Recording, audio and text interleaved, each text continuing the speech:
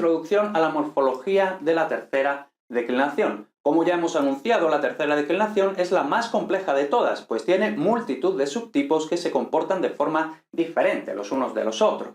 Sin embargo, la teoría que subyace a todos ellos es similar o idéntica, por lo que si somos capaces de entender los mecanismos básicos de la morfología de la tercera declinación, no tendremos que memorizar individualmente cada una de las tablas de paradigmas que vamos a exponer, ¿no? ¿Esto qué quiere decir?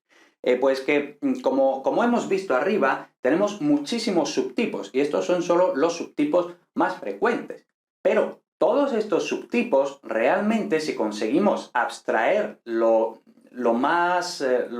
que se esconde detrás de todos estos subtipos, pues todo eso, lo que se esconde detrás de los subtipos, realmente es lo mismo. Lo que pasa es que dentro de cada subtipo, por así decirlo, reacciona de forma diferente. Por eso tenemos diferentes subtipos, ¿no? Pero la teoría más abstracta es la misma para todo, ¿no?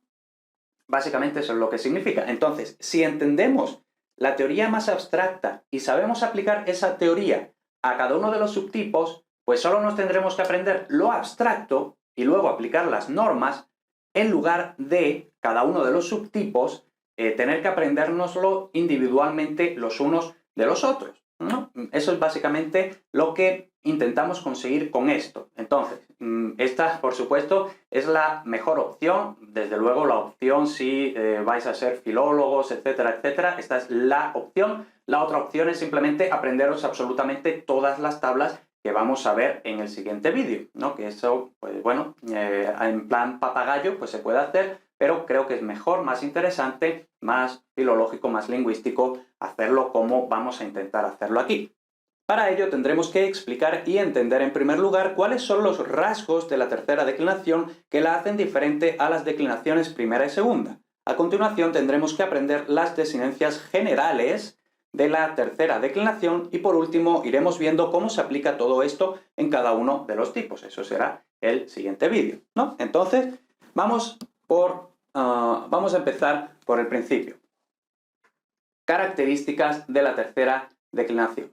En terminología filológica, ¿no? Por todo esto de que, bueno, aquí nos vamos a poner un poquito más filológicos de lo que solemos, a esta declinación, a la tercera declinación, se la conoce como declinación atemática, ¿no? Entonces ya tenemos aquí un poco de terminología. Ya estuvimos hablando de temático, atemático en los verbos, también, bueno, no en los sustantivos hemos hablado de vocal temática, pero sobre todo en los verbos hablamos de temático, atemático, ¿no? Eso es porque, al contrario que a la primera declinación, que en terminología filológica es la declinación en alfa larga, y la segunda declinación, que en terminología filológica es la declinación temática o en Omicron epsilon o E alternante, en fin, eso.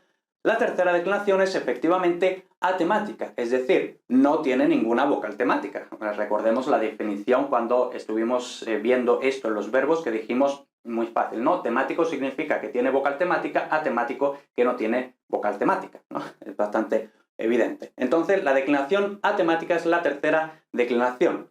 Lo que esto implica, es decir, ¿por qué nos estamos metiendo en todo esto?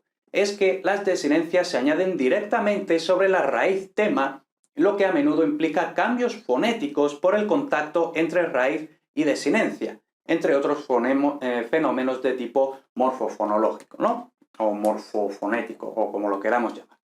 Precisamente como las raíces pueden terminar en casi cualquier consonante, además de las semiconsonantes iota, ypsilon y en diptongo, y distintos sonidos reaccionan fonéticamente de forma diferente con los diversos sonidos que les pueden seguir, es decir, cuando se ponen en contacto un sonido con otro sonido, como estos sonidos pueden ser unos pocos y estos sonidos pueden ser unos pocos, pues la combinación de unos y otros van a tener resultados diferentes, ¿no? Eso es lo que es bastante loco de la morfología griega.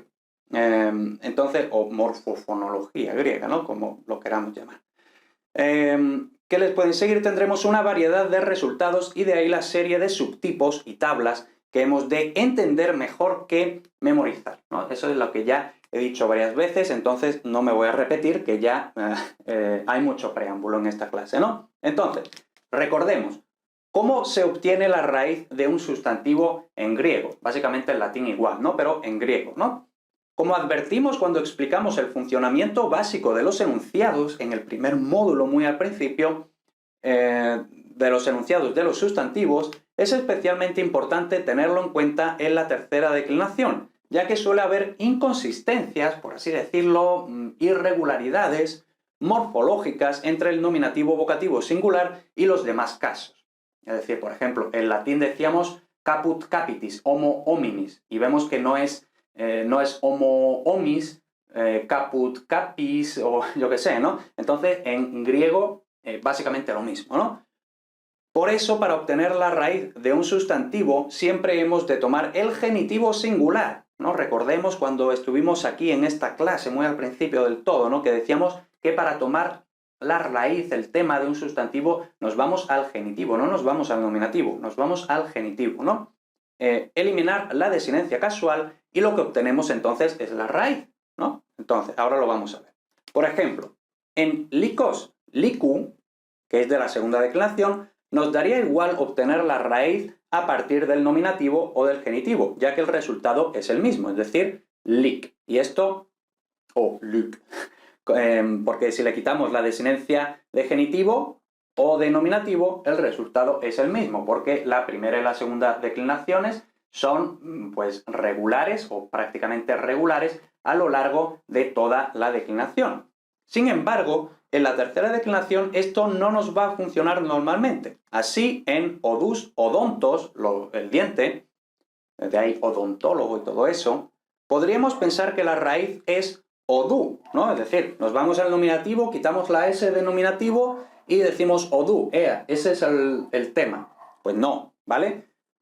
Porque odú, como digo, le quitamos la S de nominativo y lo que nos queda es esto, pero no. Realmente el tema es odont, es decir, el genitivo le quitamos la desinencia de genitivo, que ahora vamos a ver las desinencias, ¿no? Entonces le quitamos al genitivo la desinencia de genitivo y lo que nos queda es odont. Y ahora, eso sí, a partir del genitivo, esa sí es la raíz de este sustantivo, pues es precisamente el nominativo vocativo el que es anómalo, ¿no? Aquí muchas veces hablamos de anómalo, irregular, inconsistente, en fin, ¿no? Entonces, vamos a ver cuáles son las desinencias de la tercera declinación, ¿no? Lo vamos a parar aquí. Realmente las desinencias son las mismas o muy parecidas en todas las declinaciones, igual que el latín, ¿no? E incluso podemos trazar bastantes similitudes con las desinencias del latín, como acabo de decir, simplemente con adaptaciones y pequeñas modificaciones a cada una. Estudiémoslas de forma razonablemente reflexiva, es decir, aquí otra vez, por supuesto las tenemos que memorizar, pero también intentemos aprenderlas e intentemos comparar con las desinencias de la primera y de la segunda, pero también con las desinencias del latín, ¿no? Porque al fin y al cabo, tanto el latín como el griego proceden del protoindoeuropeo y al final comparten gran parte de la morfología, ¿vale? Entonces vamos a ir viéndolo de forma, como digo, más o menos reflexiva. Primero, desinencias del singular. En nominativo, según el tipo de paradigma, es decir, cada uno de los subtipos de esta lista tan larga que hemos visto al principio, vamos a tener dos marcas de nominativo, es decir, algunos tipos tienen una marca, que es lo que, valga la redundancia, marca que eso es nominativo, y otros tipos van a tener otra marca, ¿no? Entonces, en muchos paradigmas vamos a tener la desinencia sigma.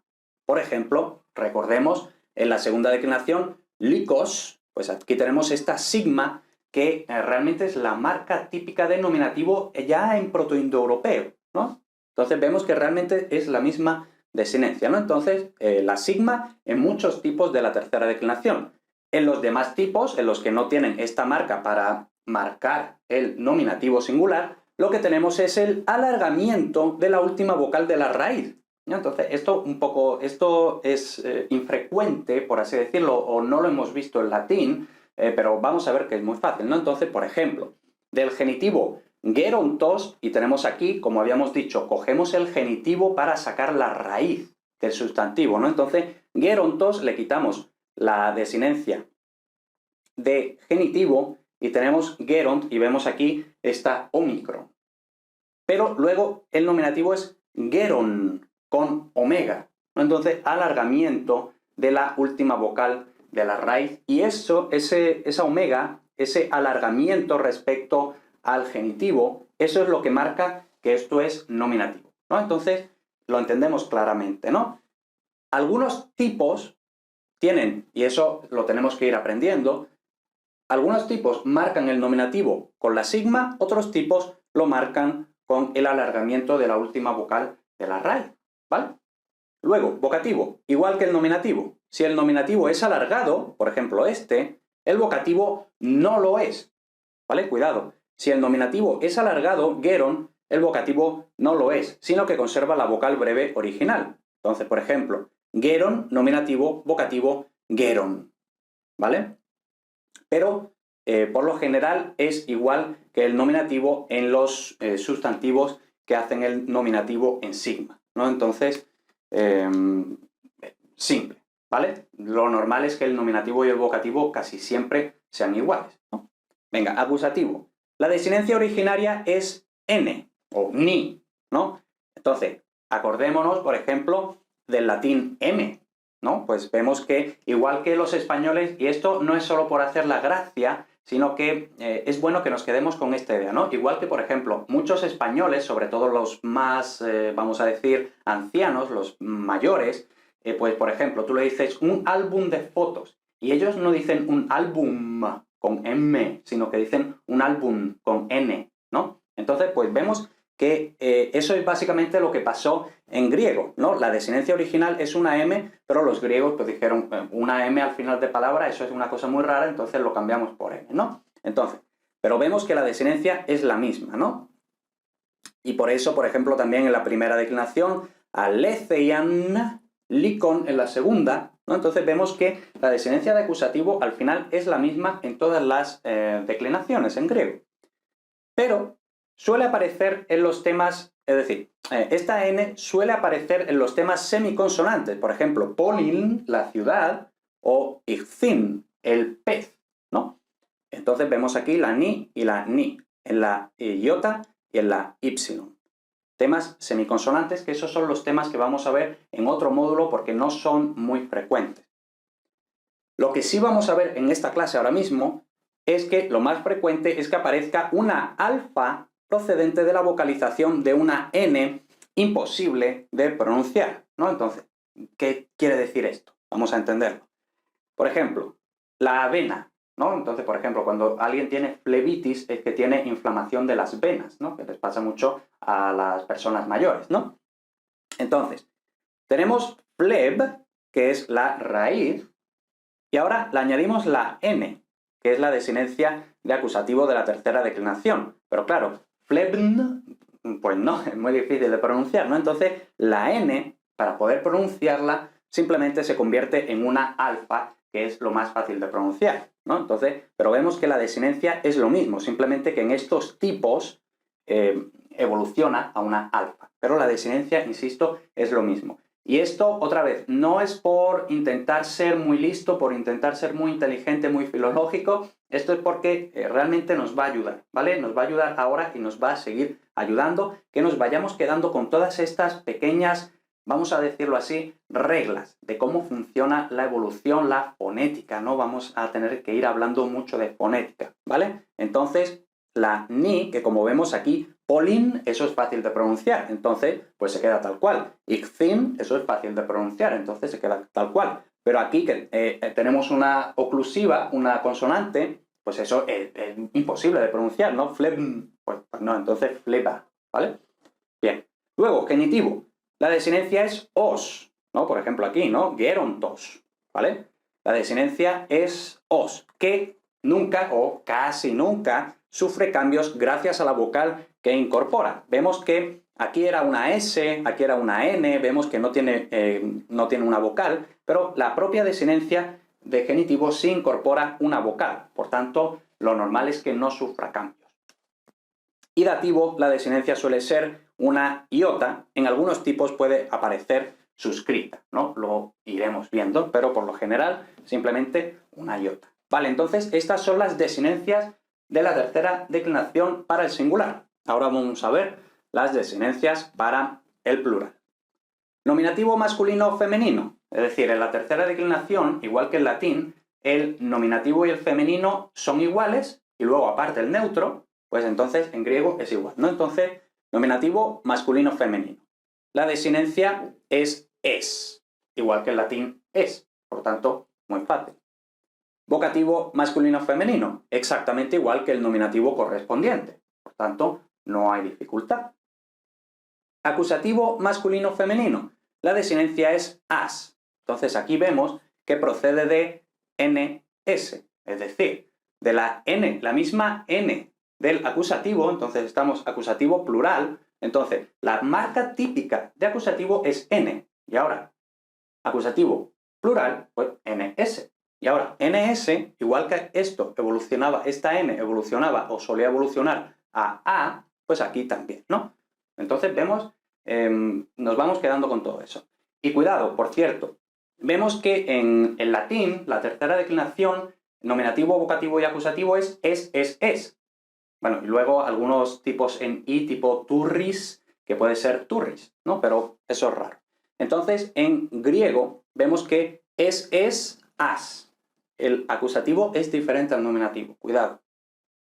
Luego, nominativo, vocativo y acusativo neutros, que sabemos que siempre son iguales, la desinencia suele ser a. Entonces, igual que, como vemos aquí, dendra, ¿no? De dendron, un neutro de la segunda, pues dendra, pues vemos que la desinencia también en latín es a, en griego, en la tercera es a. Entonces, la a es la desinencia típica de neutro plural, nominativo, vocativo, acusativo. Aunque en algunos tipos sufre fenómenos fonéticos, lo veremos dentro de dos módulos.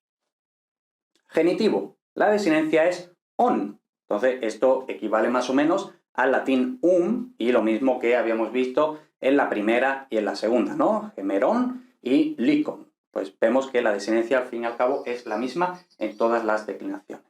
Y luego dativo, la desinencia es sí, que puede afectar a la última consonante de la raíz, lo vamos a ir viendo también.